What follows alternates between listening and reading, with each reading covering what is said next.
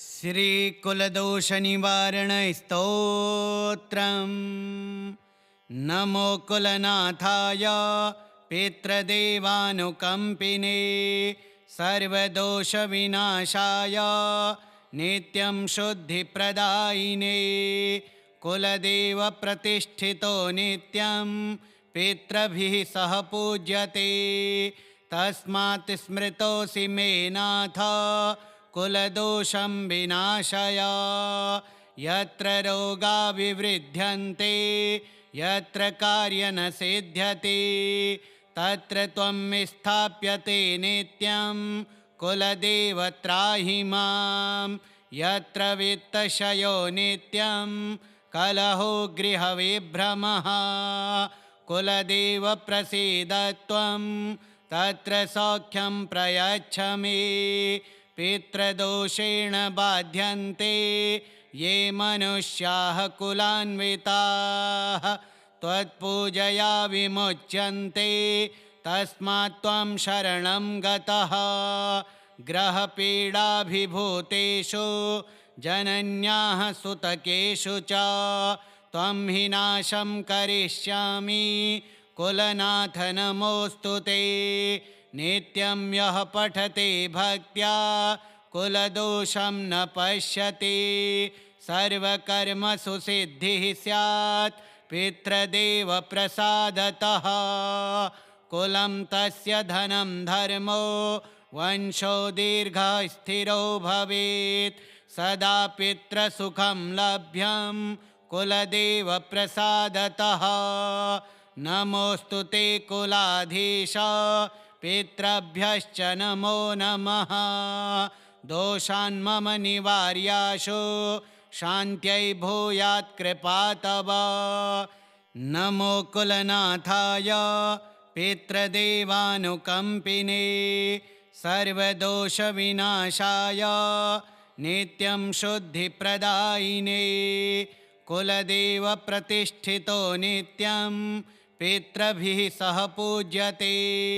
तस्मात् स्मृतोऽसि मे नाथ कुलदोषं विनाशय।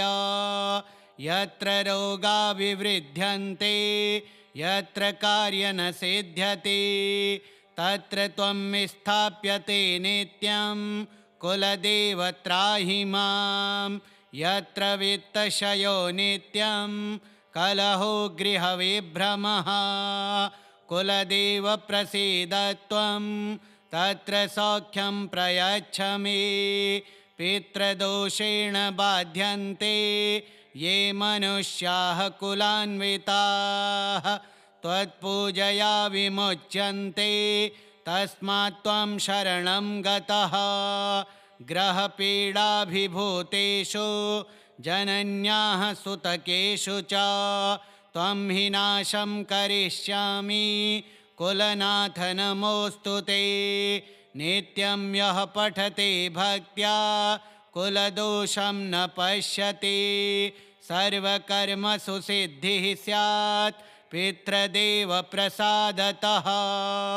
कुलं तस्य धनं धर्मो वंशो दीर्घः स्थिरो भवेत् सदा पितृसुखं लभ्यं कुलदेवप्रसादतः। नमोऽस्तु ते कुलाधीश पितृभ्यश्च नमो नमः। दोषान् मम निवार्याशु शान्त्यै भूयात् कृपा तव। नमो कुलनाथाय पितृदेवानुकम्पिने सर्वदोषविनाशाय नित्यं शुद्धिप्रदायिने।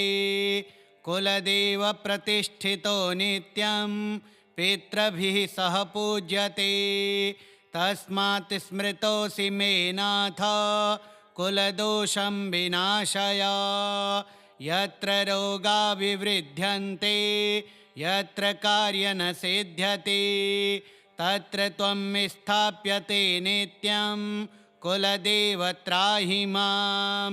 यत्र वित्तक्षयो नित्यं कलहो गृहविभ्रमः कुलदेव प्रसीद त्वं तत्र सौख्यं प्रयच्छ मे।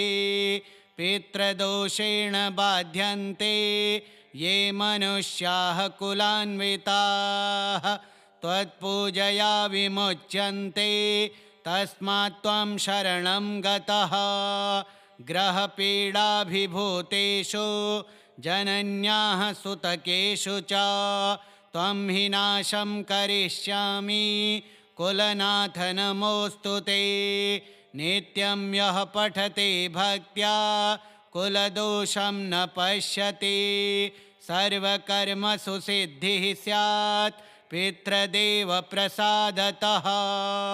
कुलं तस्य धनं धर्मो वंशो दीर्घस्थिरो भवेत् सदा पितृसुखं लभ्यं कुलदेवप्रसादतः नमोऽस्तु ते कुलाधीश पितृभ्यश्च नमो नमः दोषान् मम निवार्याशु शान्त्यै भूयात् कृपा तव नमो कुलनाथाय पितृदेवानुकम्पिने सर्वदोषविनाशाय नित्यं शुद्धिप्रदायिने कुलदेवप्रतिष्ठितो नित्यं पितृभिः सह पूज्यते तस्मात् स्मृतोऽसि मे नाथ कुलदोषं विनाशय यत्र रोगा विवृध्यन्ते यत्र कार्य न सिद्ध्यति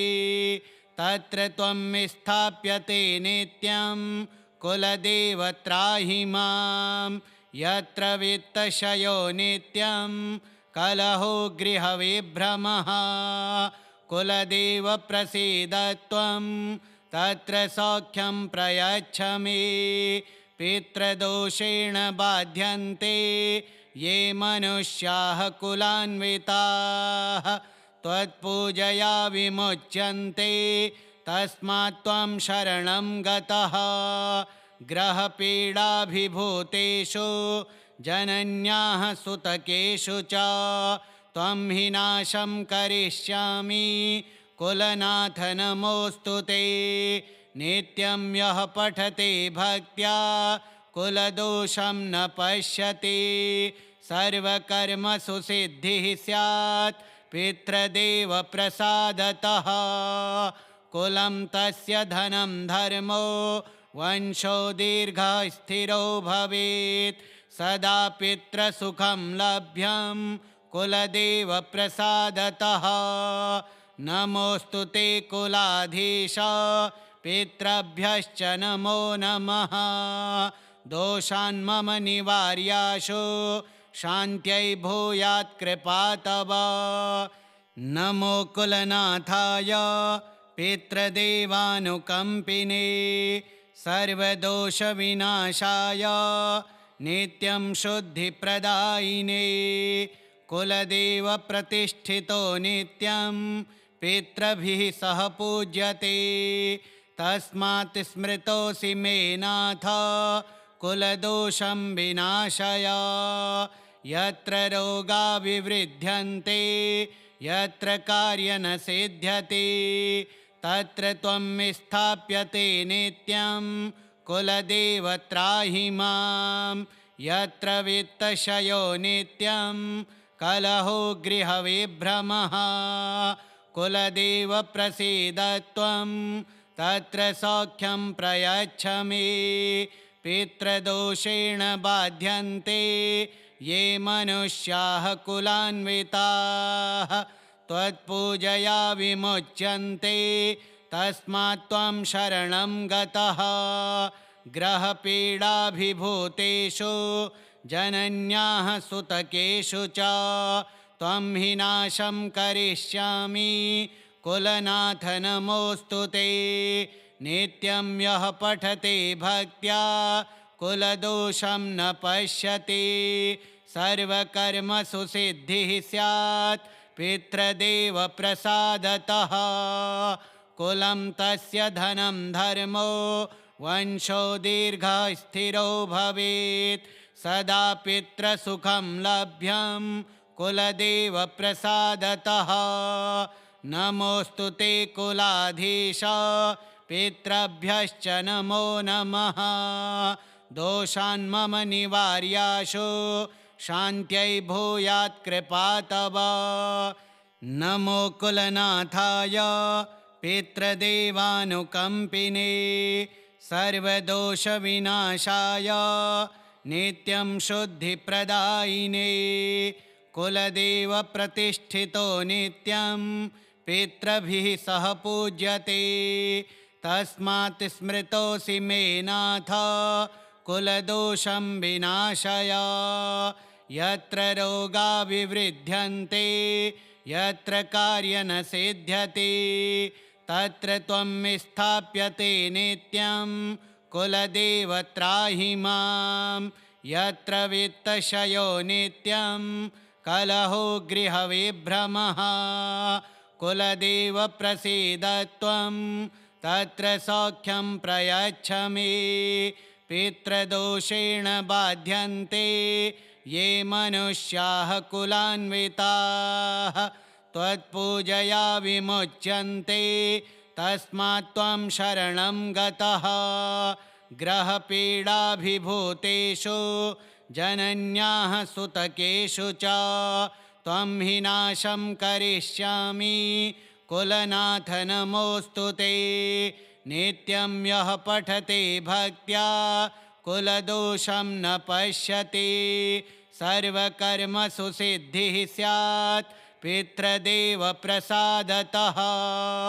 कुलं तस्य धनं धर्मो वंशो दीर्घः स्थिरो भवेत् सदा पितृसुखं लभ्यं कुलदेवप्रसादतः। नमोऽस्तु ते कुलाधीश पितृभ्यश्च नमो नमः। दोषान् मम निवार्याशु शान्त्यै भूयात् कृपा तव। नमो कुलनाथाय पितृदेवानुकम्पिने सर्वदोषविनाशाय नित्यं शुद्धिप्रदायिने कुलदेवप्रतिष्ठितो नित्यं पितृभिः सह पूज्यते तस्मात् स्मृतोऽसि मे नाथ कुलदोषं विनाशय। यत्र रोगा विवृध्यन्ते यत्र कार्य न सिद्ध्यति तत्र त्वं स्थाप्यते नित्यं कुलदेव त्राहि मां। यत्र वित्तक्षयो नित्यं कलहो गृहविभ्रमः कुलदेव प्रसीद त्वं तत्र सौख्यं प्रयच्छ मे। पितृदोषेण बाध्यन्ते ये मनुष्याः कुलान्विताः त्वत्पूजया विमुच्यन्ते तस्मात् त्वं शरणं गतः। ग्रहपीडाभिभूतेषु जनन्याः सुतकेषु च त्वं हि नाशं करिष्यामि कुलनाथ नमोऽस्तु ते। नित्यं यः पठते भक्त्या कुलदोषं न पश्यति सर्वकर्मसु सिद्धिः स्यात् पितृदेवप्रसादतः। कुलं तस्य धनं धर्मो वंशो दीर्घः स्थिरो भवेत् सदा पितृसुखं लभ्यं कुलदेवप्रसादतः। नमोऽस्तु ते कुलाधीश पितृभ्यश्च नमो नमः।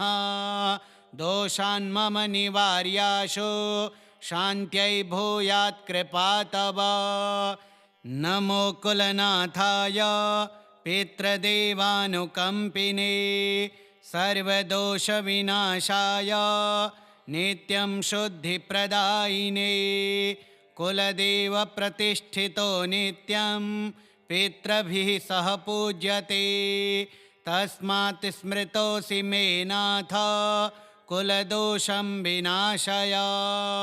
यत्र रोगा विवृध्यन्ते यत्र कार्य न सिद्ध्यति तत्र त्वं स्थाप्यते नित्यं कुलदेव त्राहि मां। यत्र वित्तक्षयो नित्यं कलहो गृहविभ्रमः कुलदेव प्रसीद त्वं तत्र सौख्यं प्रयच्छ मे। पितृदोषेण बाध्यन्ते ये मनुष्याः कुलान्विताः त्वत्पूजया विमुच्यन्ते तस्मात् त्वं शरणं गतः ग्रहपीडाभिभूतेषु जनन्याः सुतकेषु च त्वं हि नाशं करिष्यामि कुलनाथ नमोऽस्तु ते नित्यं यः पठते भक्त्या कुलदोषं न पश्यति सर्वकर्मसु सिद्धिः स्यात् पितृदेवप्रसादतः कुलं तस्य धनं धर्मो वंशो दीर्घः स्थिरो भवेत् सदा पितृसुखं लभ्यं कुलदेवप्रसादतः नमोऽस्तु ते कुलाधीश पितृभ्यश्च नमो नमः दोषान् मम निवार्याशु शान्त्यै भूयात् कृपा तव नमो कुलनाथाय पितृदेवानुकम्पिने सर्वदोषविनाशाय नित्यं शुद्धिप्रदायिने कुलदेवप्रतिष्ठितो नित्यं पितृभिः सह पूज्यते तस्मात् स्मृतोऽसि मे नाथ कुलदोषं विनाशय यत्र रोगा विवृध्यन्ते यत्र कार्य न सिद्ध्यति तत्र त्वं स्थाप्यते नित्यं कुलदेव त्राहि मां यत्र वित्तक्षयो नित्यं कलहो गृहविभ्रमः कुलदेव प्रसीद त्वं तत्र सौख्यं प्रयच्छ मे पितृदोषेण बाध्यन्ते ये मनुष्याः कुलान्विताः त्वत्पूजया विमुच्यन्ते तस्मात् त्वं शरणं गतः ग्रहपीडाभिभूतेषु जनन्याः सुतकेषु च त्वं हि नाशं करिष्यामि कुलनाथ नमोऽस्तु ते नित्यं यः पठते भक्त्या कुलदोषं न पश्यति सर्वकर्मसु सिद्धिः स्यात् पितृदेवप्रसादतः कुलं तस्य धनं धर्मो वंशो दीर्घः स्थिरो भवेत् सदा पितृसुखं लभ्यं कुलदेवप्रसादतः नमोऽस्तु ते कुलाधीश पितृभ्यश्च नमो नमः दोषान् मम निवार्याशु शान्त्यै भूयात् कृपा तव नमो कुलनाथाय पितृदेवानुकम्पिने सर्वदोषविनाशाय नित्यं शुद्धिप्रदायिने कुलदेवप्रतिष्ठितो नित्यं पितृभिः सह पूज्यते तस्मात् स्मृतोऽसि मे नाथ कुलदोषं विनाशय यत्र रोगा विवृध्यन्ते यत्र कार्य न सिद्ध्यति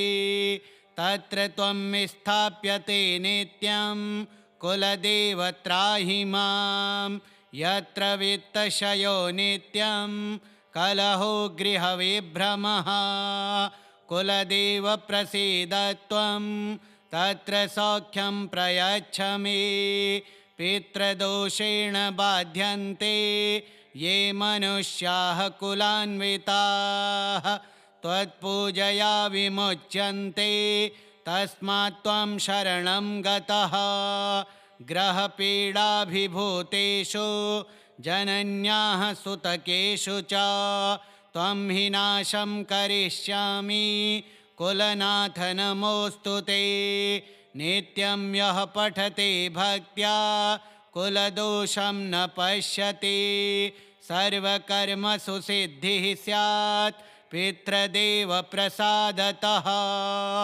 कुलं तस्य धनं धर्मो वंशो दीर्घः स्थिरो भवेत् सदा पितृसुखं लभ्यं कुलदेवप्रसादतः नमोऽस्तु ते कुलाधीश पितृभ्यश्च नमो नमः दोषान् मम निवार्याशु शान्त्यै भूयात् कृपा तव। नमो कुलनाथाय पितृदेवानुकम्पिने सर्वदोषविनाशाय नित्यं शुद्धिप्रदायिने कुलदेवप्रतिष्ठितो नित्यं पितृभिः सह पूज्यते तस्मात् स्मृतोऽसि मे नाथ कुलदोषं विनाशय। यत्र रोगा विवृध्यन्ते यत्र कार्य न सिद्ध्यति तत्र त्वं स्थाप्यते नित्यं कुलदेव त्राहि मां। यत्र वित्तक्षयो नित्यं कलहो गृहविभ्रमः कुलदेव प्रसीद त्वं तत्र सौख्यं प्रयच्छ मे। पितृदोषेण बाध्यन्ते ये मनुष्याः कुलान्विताः त्वत्पूजया विमुच्यन्ते तस्मात् त्वं शरणं गतः। ग्रहपीडाभिभूतेषु जनन्याः सुतकेषु च त्वं हि नाशं करिष्यामि कुलनाथ नमोऽस्तु ते। नित्यं यः पठते भक्त्या कुलदोषं न पश्यति सर्वकर्मसु सिद्धिः स्यात् पितृदेवप्रसादतः। कुलं तस्य धनं धर्मो वंशो दीर्घः स्थिरो भवेत् सदा पितृसुखं लभ्यं कुलदेवप्रसादतः। नमोऽस्तु ते कुलाधीश पितृभ्यश्च नमो नमः। दोषान् मम निवार्याशु शान्त्यै भूयात् कृपा तव। श्रीकुलदोषनिवारणस्तोत्रम् श्रीकुलदेव्यार्पणमस्तु।